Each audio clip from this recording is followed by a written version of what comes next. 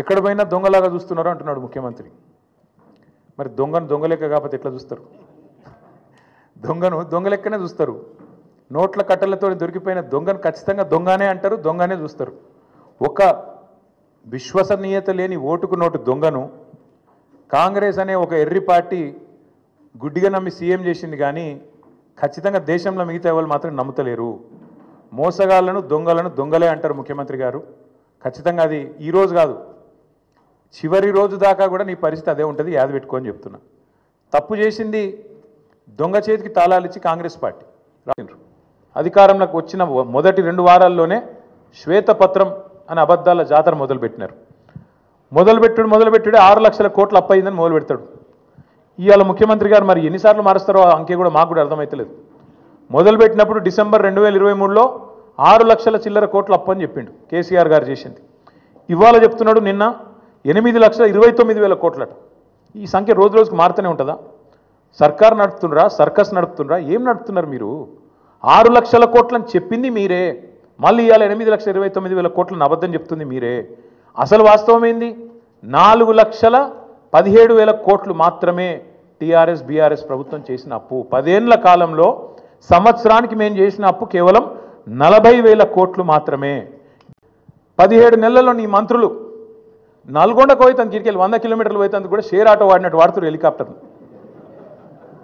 చూస్తలేరా మీరు? కొట్టుకుంటారు. ఇంకా భువనగిరి పోతాను, ఎమ్మెల్యేల బర్త్డేలకు హెలికాప్టర్లో పోతాను. వీళ్ళట చాలా పద్ధతిగా నడుపుతున్నారట. షేర్ ఆటో కంటే అధ్వానంగా వాడుతారు వాస్తవంగా అయితే. హెలికాప్టర్ ఉంటే తప్ప హైదరాబాద్ దాటిపోమంటుండే ఒక్కొక్క మంత్రి.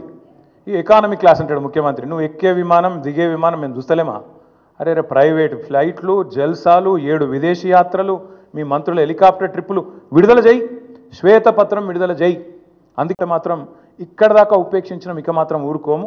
కేసీఆర్ గారిని కూడా ఇంకా ఈ చివరిసారి చెప్తున్నాం ముఖ్యమంత్రి గారు, కేసీఆర్ గారిని ఇప్పటిదాకా ఎన్ని మాటలన్నా పడ్డం. ఇక్కడ నుంచి కేసీఆర్ గారిని నువ్వు వ్యక్తిగతంగా దూషిస్తే మాత్రం నీ నాలిక చీరేసే రోజు కూడా వస్తుంది. తప్పకుండా యాది పెట్టుకో. ఎవడు 100 సంవత్సరాల కోసం పుట్టలేదు, ఎవడు 1000 సంవత్సరాలు ఉండడు.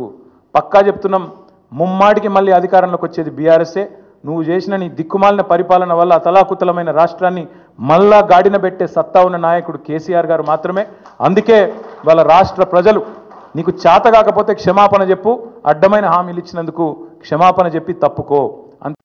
17 నెలల్లో నీ మంత్రులు నల్గొండకు పోయి తన గిరికెళ్ళి 100 కిలోమీటర్లు పోయేందుకు కూడా షేర్ ఆటో వాడినట్టు వాడుతున్నారు హెలికాప్టర్లు.